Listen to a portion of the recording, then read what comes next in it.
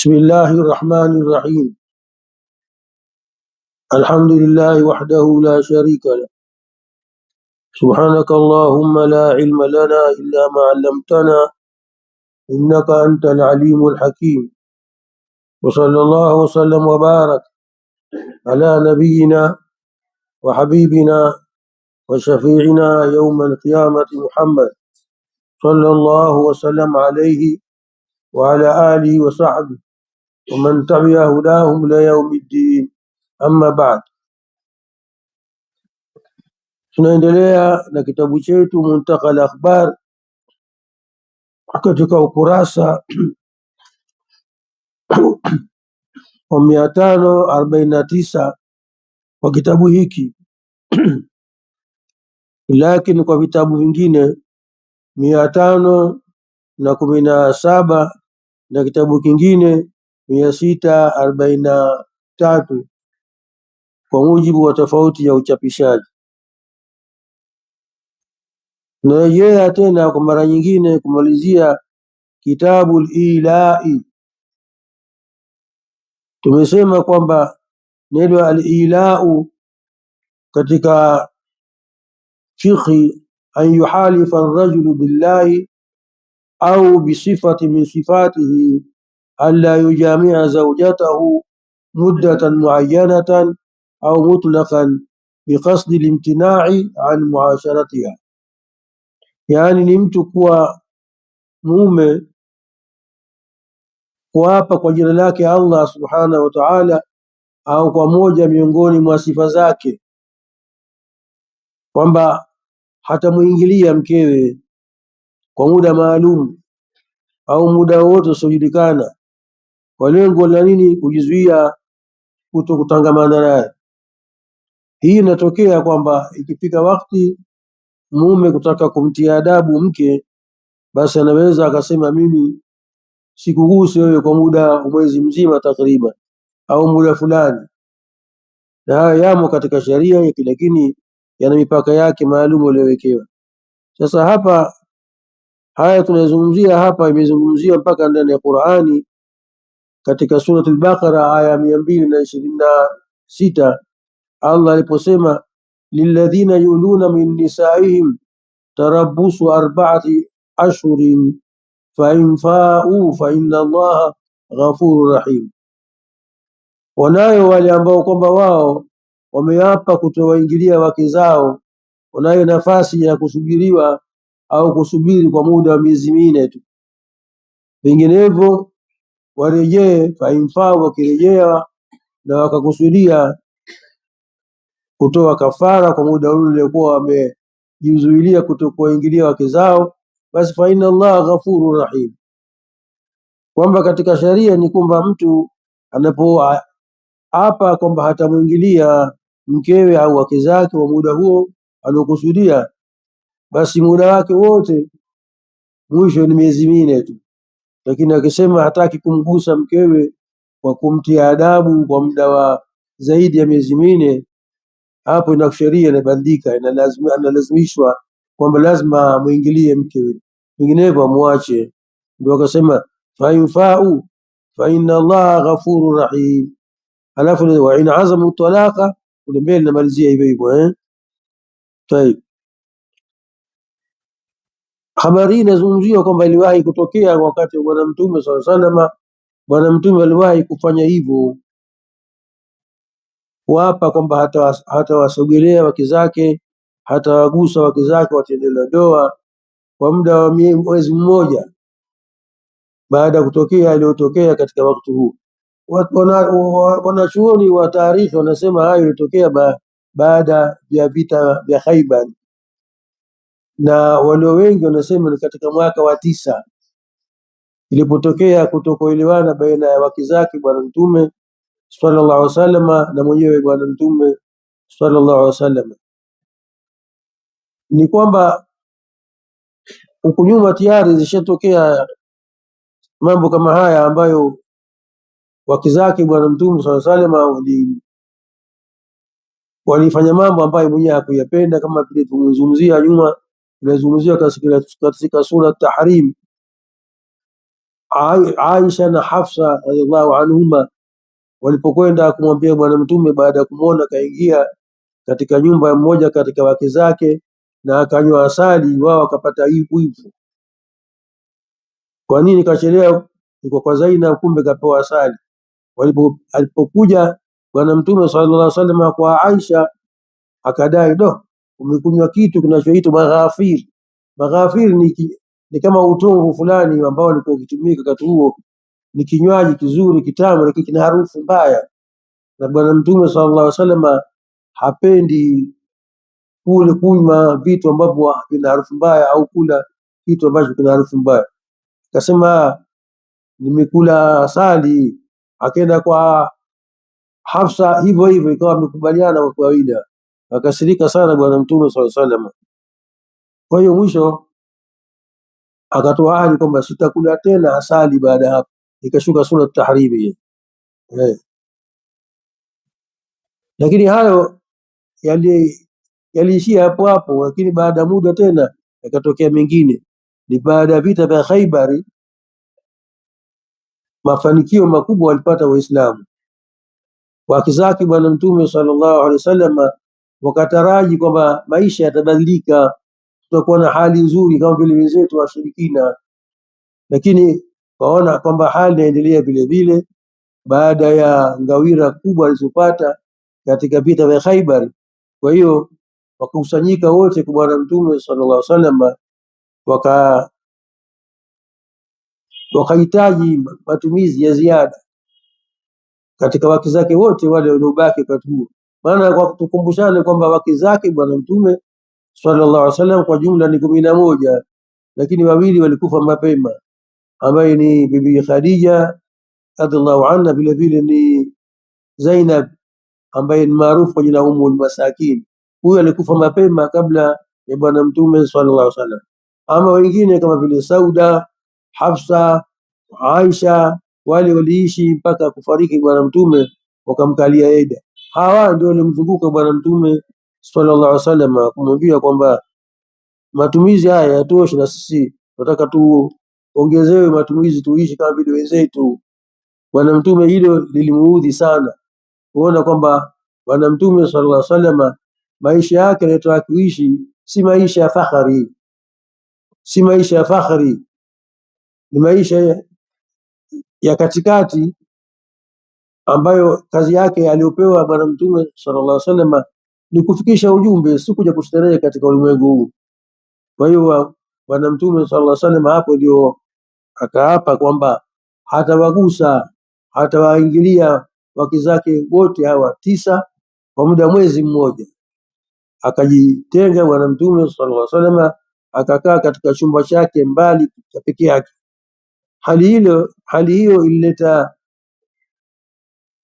hali ya hofu katika mji wa Madina. Maswahaba wengine walilia sana, wakadhani kwamba Bwana Mtume sallallahu alaihi wasallam amewaacha wake zake wote kwa mara moja, mpaka mwisho al-Faruq Umar bin Khattab radhiallahu anhu hakuweza kusubiri mpaka akamfuata Bwana Mtume alipo, akamhadithia, sikuacha isipokuwa nimewapa adabu tu kwa muda wa mwezi mmoja. Baada ya mwezi mmoja kukamilika, ndio akawarejea wake zake. Sasa muda wote huo Bwana Mtume sallallahu alaihi wasallam alipokuwa hakuwasogelea, hakuwakaribia wake zake kwa kuwapa adabu hiyo, baadaye ikashuka aya hii inasoma hapa katika Suratul Ahzab aya 28 mpaka 29. Ya ayuhan nabii qul li azwajika in kuntunna turidna alhayata ad-dunya wa zinataha fata'alayna umatti'ukunna wa usarrihukunna sarahan jamila. Allah subhanahu wa ta'ala akamwambia Mtume, ya nabii, nenda kawaambia wake zako, iwapo nyinyi mnataka maisha ya bora hapa duniani, mapambo ya dunia, njoni mimi nitakupeni vitokea nyumba, alafu nitawapa talaka. Lakini wa in kuntunna turidna Allah wa rasula, iwapo mnamtaka Allah na mtume wake, wa dar al-akhirata, mnataka pepo, basi fa inna Allah adda lilmuhsinati minkunna ajran adhima. Hii ni bora ikiwa nyinyi mko tayari kumsubiria Bwana Mtume sallallahu alaihi wasallam, mnamtaka Allah na mnamtaka mtume na mnamtaka pepo, mkubali kuishi naye bwana mtume kwa maisha kama hayo, na Mwenyezi Mungu Subhanahu wa Ta'ala atakuleteni malipo makubwa sana. Sasa kaanza kumshauri Aisha radhiallahu anha, nenda ufikirie wewe na baba yako, umshauri babako, akiwa amekubali kuja hapa, mimi nikupe kitokea nyumba uende kwenu. Basi bibi Aisha hapo hapo alijibu akasema, kwa hilo bwana, si jambo la kumshauri baba, mimi na amtaka Allah na mtume wake na nataka akhira. Wengine nao wakafuata hivyo hivyo, wakawa sisi bwana tumelifanya lote, tumeliacha, tuko pamoja na wewe ya Rasulullah, ibada ushuka aya hii. Kwa hiyo bwana mtume sallallahu alaihi wasallam akarudi kwa haki zake. Ndio mazungumzo haya yanazungumziwa kitabu Ilah kama anavyosema.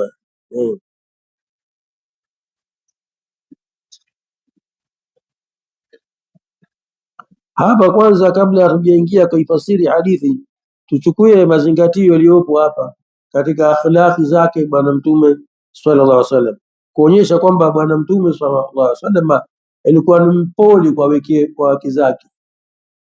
Alikuwa ni mpole bwana mtume sallallahu alaihi wasallam kwa haki zake, hakuwa kukurupuka haraka tu kakimbilia talaka. Na huku nyuma tuliwahi kusema kwamba talaka ni maamuzi ya mwisho.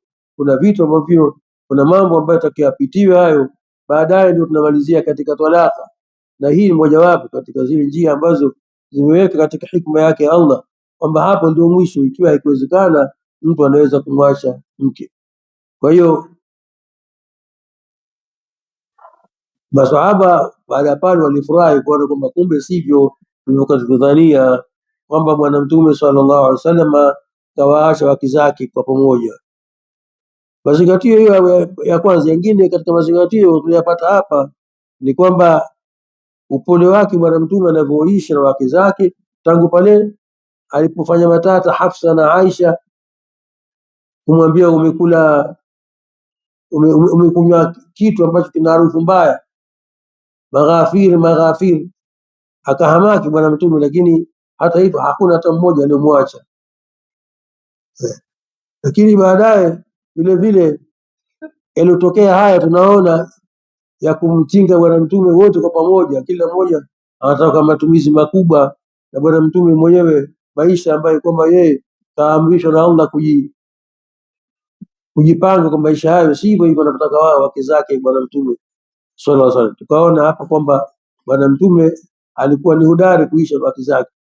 Wewe mke mmoja tu huwezi kuishi naye, tayari unaweza kwenda huku na malalamiko na hatabu. Yeye wake 9 na wote wamezunguka wakati mmoja, mpaka mwisho kwa hana furaha, akaenda kakaa kando peke yake. Allah akamteremshia aya hii kuonyesha subra bwana mtume sallallahu alaihi wasallam anapoishi na wake zake, na si mtu kurupuka katika kuacha. Jingine ni kwamba wake wa bwana mtume sallallahu alaihi wasallam walikuwa ni maswahaba, lakini hawakuwa maasum. Sisi ahli sunna wal jamaa tunasema maswahaba ni mawalii, lakini si maasum, kwa maana kwamba si kwamba wamehifadhiwa na makosa. Aliohifadhiwa na makosa ni mwenyewe bwana mtume sallallahu alaihi wasallam, lakini wali akifanya kosa haraka anarudi kutaka msamaha kwa Mola wake. Ndio tofauti baina ya wali na mtu mwingine sio kwa wali. Kwa hiyo maswahaba ni watu watukufu, lakini hatusemi kwamba ni maasum. Ikiwa limetokea kosa kalifanya sahaba, basi ukoja ukatusuta nyinyi msema maswahaba. Habdisema kwa maswahaba ni maasum. Maswahaba inawezekana wakakosea, ambaye ni maasum ni mwenyewe tu mtume sallallahu alaihi wasallam. Kwa hiyo hili kosa lilifanya kumkera bwana mtume sallallahu alaihi wasallam, mpaka Allah mwenyewe akaamua kuteremsha aya kwa ajili ya nini? Kuwakemea wake zake bwana mtume sallallahu alaihi wasallam. Na Allah subhanahu wa ta'ala hamvumilii mtu katika jambo analifanya ambalo yeye mwenyewe Allah hakuridhika nalo. Hakubali bwana mtume sallallahu alaihi wasallam apate mauti kama haya. Huyu ni mtume wa Allah, kaletwa kufanya kazi maalum ya da'wa, lakini kutokea watu wataka kuunganisha mambo ya kilimwengu na mambo ya da'wa, ni vitu haviwezekani. Ndio Allah subhanahu wa ta'ala kwa kumlinda mtume wake akateremsha aya haraka. Haya ni mazingatio ambayo tumeyachukua katika kisa kilichotokea hichi. Sasa twende katika hadithi nambari 3392 ambayo kwa vitabu vingine 2879. عن الشعبي عن مسروق عن عائشة رضي الله عنها قالت آلا رسول الله صلى الله عليه وسلم. Hii hapa ni ala rasulullah, yani kafanya kitu kinachoitwa ila, masdari yake ni ila. Ala rasulullah sallallahu alaihi wasallam min nisaihi, yani kala kiapo bwana mtume kasema sitawasogelea wake zangu hawa. Waharama, akaharamisha, yani kapiga marufuku kwamba hatawasogelea kwa muda huo. Fajaala alhalala harama, akafanya jambo ambalo lilikuwa ni halali, kumwingilia mke wa mume ni halali, lakini yeye kaharamisha, kapiga marufuku juu ya nafsi yake kwamba hatamsogelea mmoja katika wake zake wote wanne. Wajaala fil yamini kafara, baadaye tena akatoa kafara baada ya kuivunja ile yamini aliyoyapa.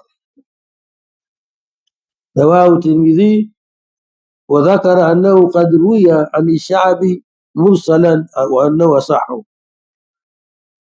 Imam Tirmidhi sasa vile vile pokewa kwa njia nyingine kwamba hadithi hii ni mursal, yeye ndio sahihi zaidi kuliko hiyo hadithi ambayo ni marfu. Lakini hata hivyo hivyo ile marfu ile mausuli itapata nguvu kutokana na hii mursal. Tuendelee na mlango na kuendelea zaidi ni kwamba Ali ibn Umar radhiallahu anhu qala idha madat 4 ashhurin, ikipita miezi minne, yani baada ya kusema mimi sitamsogelea mke wangu, sitakumgusa mwanamke huyu, muda wako uliopewa ni miezi minne tu. Miezi minne tu huwezi kukaa ukamharamisha mke jambo ambalo ni halali kwake na ni haki yake ya kumwingilia. Kumwingilia mke ni haki kwa mke, si haki kwa mume tu peke yake, na kwa mke ni haki. Ukawa mwezi mzima umekaa na mpaka miezi minne nafika, wanasema idha madat 4, unasubiriwa kwa muda, mwezi wa kwanza, mwezi wa pili, ukifika miezi minne basi yasema yuqafu, huyo analazimishwa na kadhi, lazima umwingilie mke wako au penginevyo umwache. Ndio maana yuqaf, asema yuqafu, analazimishwa kumrudia mke wake, sio kumrejea kwa maana talaka, yani aende kwa mke wake amwingilie, ampe haki yake ile ya kumwingilia kama kawaida, hata yutalika, mpaka atakapokuwa tayari mwenyewe kusema mimi basi namwacha. Moja mawili, ima katika miezi minne ikifika hiyo kadhi na unatakikana wewe umwingilie mke, umpe haki yake. Kama ukizubaa, basi mke anaye haki kwenda kwa kadhi kwa kushtaki, huyu ananyima haki yangu, kasema kwamba hatanigusa, hatanisogelea kwa muda. Mbona sasa imefika miezi minne kaniacha kama sina mume? Kwa hiyo kadhi hapo anamlazimisha, lazima kama ungali umtaka yu mke wewe ukamwingilia kama vile ilivyokuwa mara ya kwanza, vinginevyo umpe talaka. Ndio akasema hata asema yukhafu hata yutalika, mpaka atoe mwenyewe maamuzi ya kuacha. Wala yaqa'u talaqu wala yaqa'u alayhi talaqu hata yutalika, wala sikuwa muda kuwa miezi minne hajamgusa mkewe basi kwamba atakuwa ndio kishaachika mke. Miezi minne mpaka ishafika miezi minne. Sasa hapo ndio kesi imeshia hapo. Kwa hiyo anaye haki mwanamke kwenda kudai kwa kadhi, na kadhi anamuita bwana, moja mawili. Na ikiwa akafanya ukaidi, hataki kumrudia kumwingilia huyo mke, kaendelea vile vile na hasira zake, kadhi akimwambia muingilie mke hataki, basi kadhi anaivunja ndoa. Hapo naye haki ya kuvunja, itakuwa ni fasiki hiyo. Kadhi anayo haki hapo kuivunja ndoa. Hayo ni kama madhhabi ya jamhuri katika Shafi, Malik na Ahmad. Ama Abu Hanifa rahmatullah alayhi, yeye katika madhhabi yake anasema ukifika muda huo tu, ikiwa hakumuingilia tena mkewe, ndoa itakayovunjika. Lakini kauli jamhuri ndio kauli ina nguvu. Kisha asema hata yutalika, yani almulia, akusudia yule nani yutalika, yule aliyokuwa yeye ameapa kutokumwingilia mkewe, alileta tamko la ilaha. Akhrajahu al-Bukhari. Waqala wayudhkaru dhalika an Uthman, vile vile hutajwa kwamba habari hiyo, fatwa hilo iliyotoka, hukumu hii imetoka kwa Uthman bin Affan na Ali, Abi Dardai na Aisha. Yudhkaru dhalika an Uthman wa Ali wa Abi Dardai wa Aisha wa 12, yani masahaba 12 wote wamepita madhhab haya. Haya ndio yatilia nguvu kauli ya jamhuri, inatilia nguvu kauli ya jamhuri kwamba hata kama ikiwa akatimiza miezi 4 hajamrejea, haijavunjika talaka mpaka mwache, haijavunjika ndoa mpaka mwache, haijakuwa talaka. Inatilia nguvu kauli ya jamhuri, kinyume cha khilafu jamhuri. Tuendelee na hadithi nyingine, sema waqala Ahmad bin Hanbal fi riwayati Abi Talib. Imamu Ahmad bin Hanbal rahmatullah alayhi alikuwa ana wanafunzi wengi wanaopokea kwake fiqh. Sasa kuna katika hao wanafunzi wake mmoja wapo kiitwa Abu Talib, ndio alipokea mapokezi haya.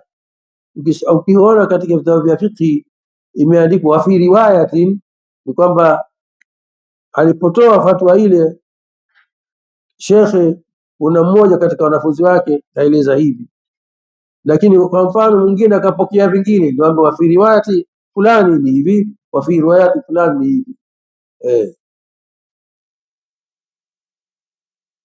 Haina maana kwamba shekhe ana kauli mbili, kauli ilivyo ni ile moja, isipokuwa katika mapokezi waliopokea watu wamepokea tofauti.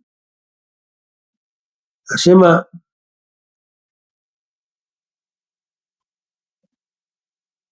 qala Umar wa Uthman wa Ali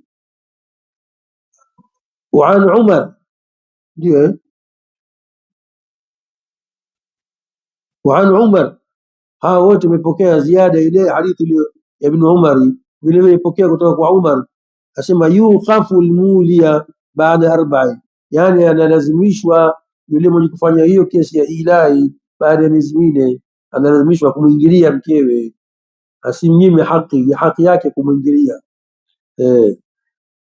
Lakini tu ndoa itakuwa bado haijavunjika mpaka amwache mwenyewe au kadhi aivunje ndoa. طيب, fa imma an yafia, moja kati mawili, ima akitaka arejee kwa mkewe aingiliane naye kama vile kawaida ilivyokuwa pale mwanzo, wa imma an yutalika, au hataki amwache, sio mtundike tu awe kama hana mume. Hivyo haiwezekani. Akisema atabaki hivyo hivyo tu, hataki kurudia kufuata amri ya kadhi, atavunja ndoa.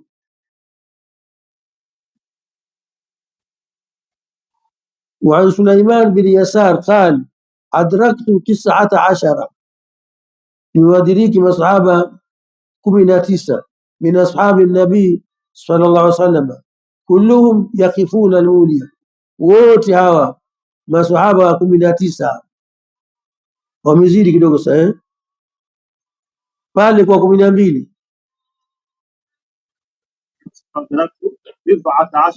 bid'a basi nilisema ngapi? 17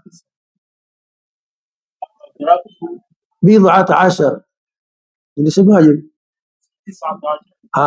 Bid'a maana yake kuanzia 13 na kuendelea mpaka 19, lakini hasa hatuwezi kuadili 19, twende vile vile bid'ata, yani baina namba hizo.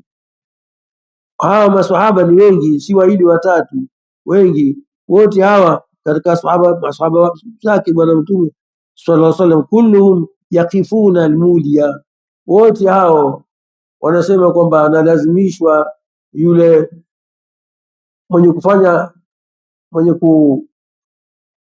kukataa kumwingilia mkeo kwa muda wote, analazimishwa arudi kwa mkeo amwingilie kama kawaida. Neno yakifuna kwa maana hiyo, sio yakifuna kwa wanasimama pamoja.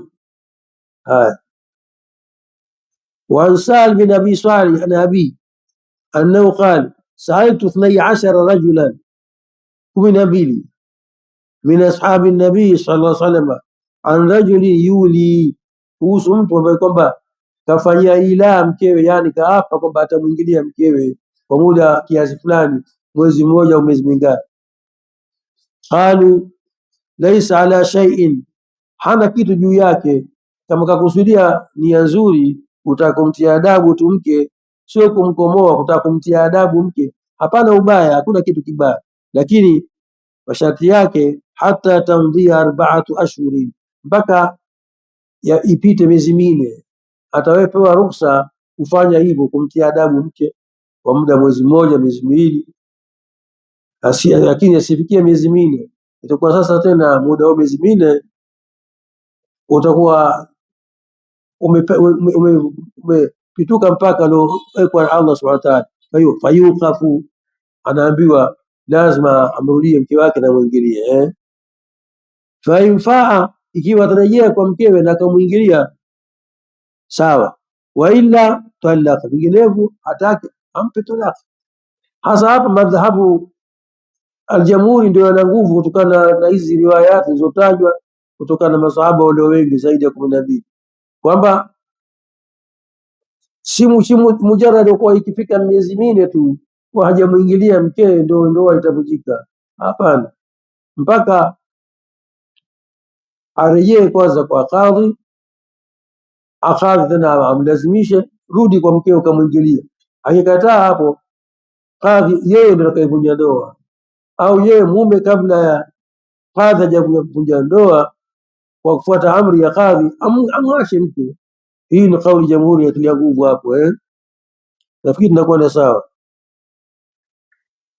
hapa. Leo tunamaliza mlango wetu ilahu, kwa hiyo hatuwezi kuingia mlango mwingine sababu itakuwa sasa tumechanganya vitu. Tunakwenda katika kitabu dhihar.